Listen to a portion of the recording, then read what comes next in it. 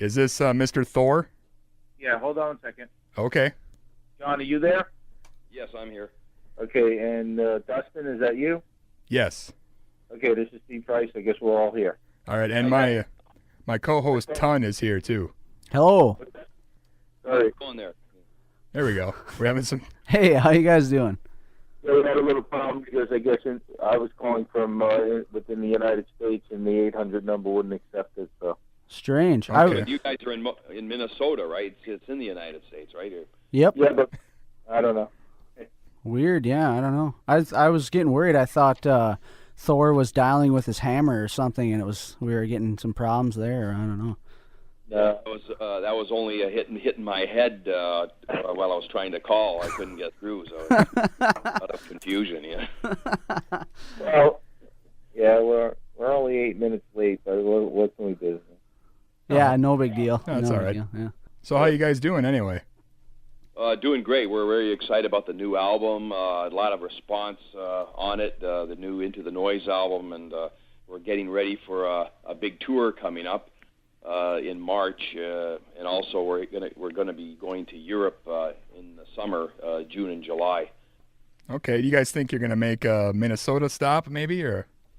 We sure hope so. We played Minnesota back in 2005 for the Thor Against the World tour, and really loved the crowd in Minnesota. It was absolutely a tremendous time. I think it was called Tri-Cities or something. A great place and a great crowd. We just loved it there. So we'd like to be back in the land of the Vikings. Yeah, the Twin Cities, I think, is what you're referring to. The Minneapolis-St. Paul. Yeah, Twin maybe Cities. it's called the Twin Cities Club or something. It was good. Okay, Good crowd. Yeah, I think we definitely have to check you guys out if you came through again. We would. Steve is very excited about going there, and all that area is just a great place for metal. I guess we kind of want to start a little bit, sort of at the beginning with some things with John here. I was kind of wondering some early things about you and your life, as far as like when did you start? You did some bodybuilding, right? Did you have like a bona fide career there? How long did you do that for, and when did you start? Yeah, no, I started really young. Actually, I started at 7 years old bodybuilding, right? And entered contests at like 12 years old, and I mean, I ended up, in my bodybuilding career, which I retired from at 19 years old. I won 40 trophies, right, and competed with Louis Frigno, who later became the Hulk. I competed with him twice, once in Mr. Teenage America in New York City, and then which I came runner-up to him, and then in Mr. Universe in Geneva, Switzerland, a year later, right? But he was a pretty tough foe to beat, both as the Hulk, and as Louis Frigno. But and also I was on stage with Arnold Schwarzenegger, competed against Mike Katz, some of the guys that were in Pumping Iron, right? Mm-hmm. And it was a tremendous career. I took that and went into the entertainment industry. I took my body and went into the entertainment and came up with the whole muscle rock concept. Yeah, and I noticed particularly, did you drop a lot of weight? Because I know, like in the Merv Griffin show performance there that I've seen, you looked quite a bit larger than what you then looked like with Thor. Did you drop quite a bit of weight there, or and was the Merv actually, Griffin...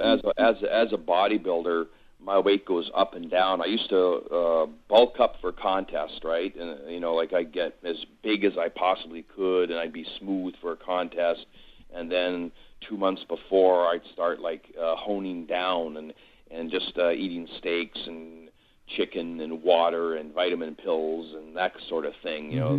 Lower the carbs. So my weight goes up and down many times, right? If I want to bulk up, I'll bulk up to be as big as possible, and I'll hone down and be more sort of defined and lean, which I am right now as I'm planning the next tour. Wow, yeah, that's cool that you even keep with it even till now. I suppose bodybuilding is in your blood, so to speak, rather than just a career or hobby thing that you did, I guess. No, it's in my blood. Yeah. As I said, I started at a very young age and carried on through all through my career.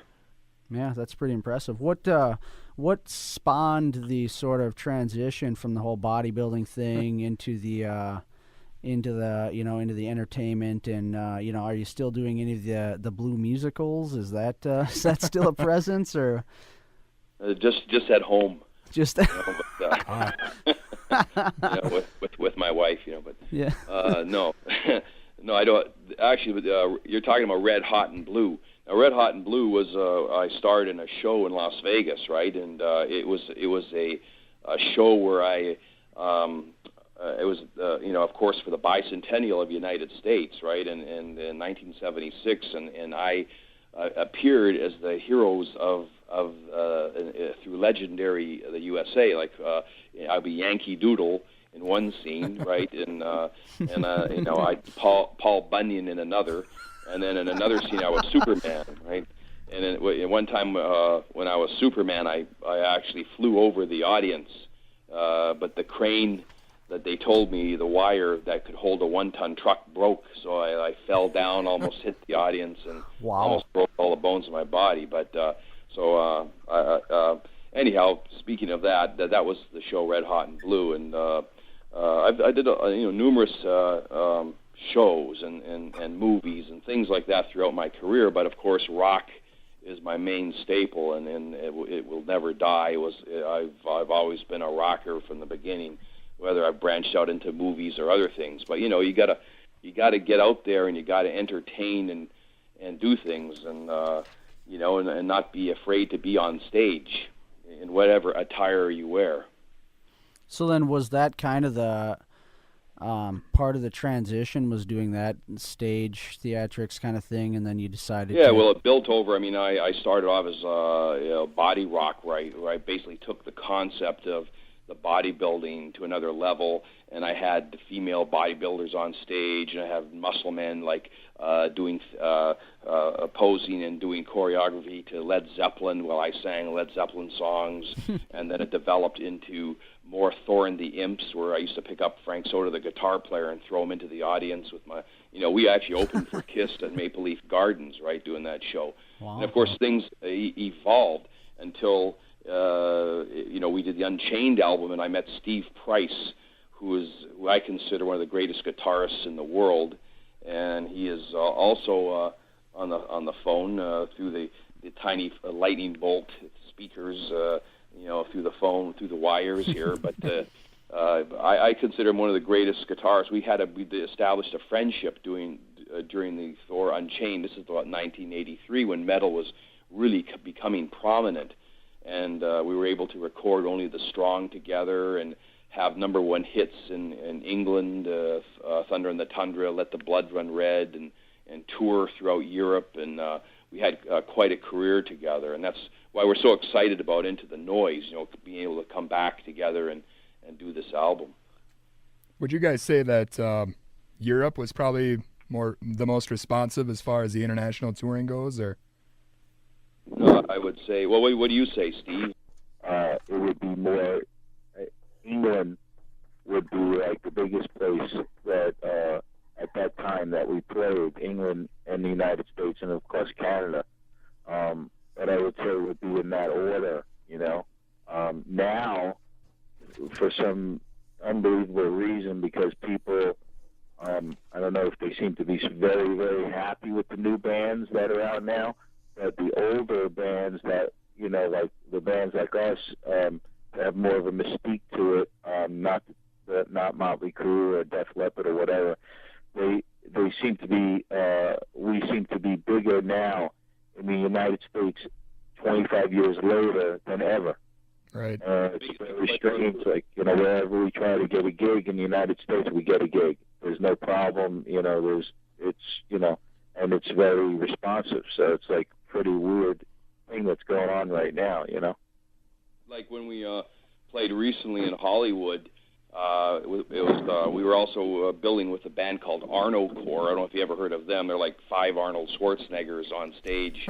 They've got their own following too. But we packed the house down in Hollywood there, December 9th, just before Christmas, and the place absolutely went crazy.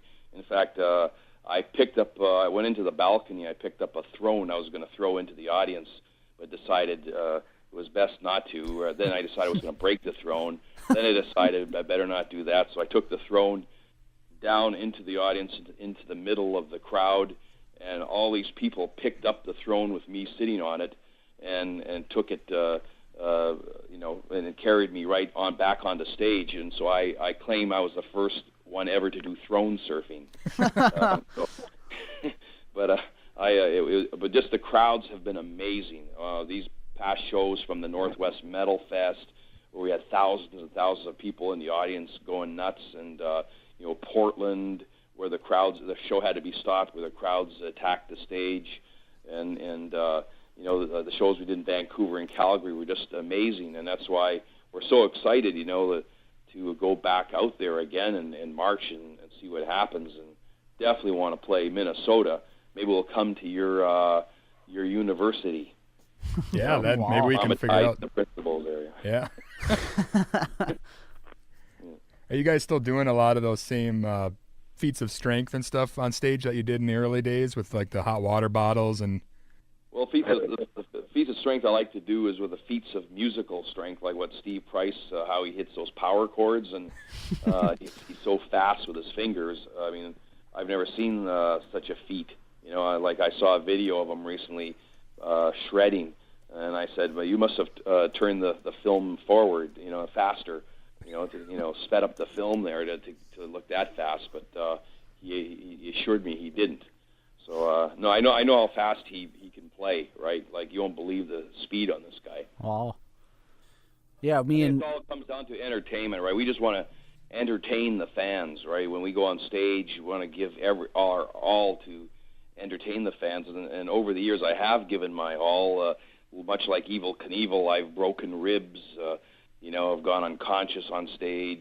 From trying to do some of the strength feats, and and I've broken teeth trying to bite into steel bars and bend them. So just leaping all over the place, leaping on top of amps and into the crowd, whatever. It's all show business, and we want to entertain, and whatever it takes to make the crowd happy. When you talk about the speed playing, which is coming back for guitar playing, there's a lot of controversy on YouTube about that. A lot of people like to provoke each other, and when I used to play, John remembers I was always covered in blood, like my hands and my arms, because if you're playing like that and you're playing that crazy, you're going to cut into your fingers and your thumb, just like Pete Townsend. So a lot of times my guitars were covered with blood, because if you're going to play that crazy, and that's what we pretty much tried to do. We tried to go out.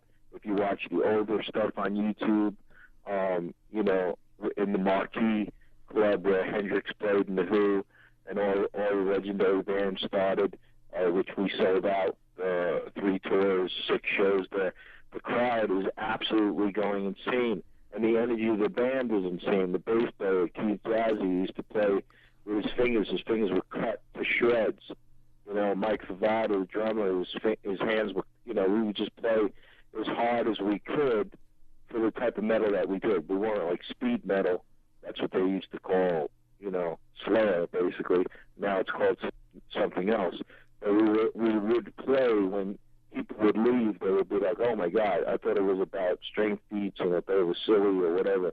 And no, that was just an added thing. And we've never had anybody leave a show anything other than blown away by the fact that, I guess that's a good thing, because they would expect one thing and then they would get another, In the end, it was a good thing. But right now, what we're doing more is like a doctor show, and the show is more theatrical and less straight beats and less stuff like that. It's going to be a pretty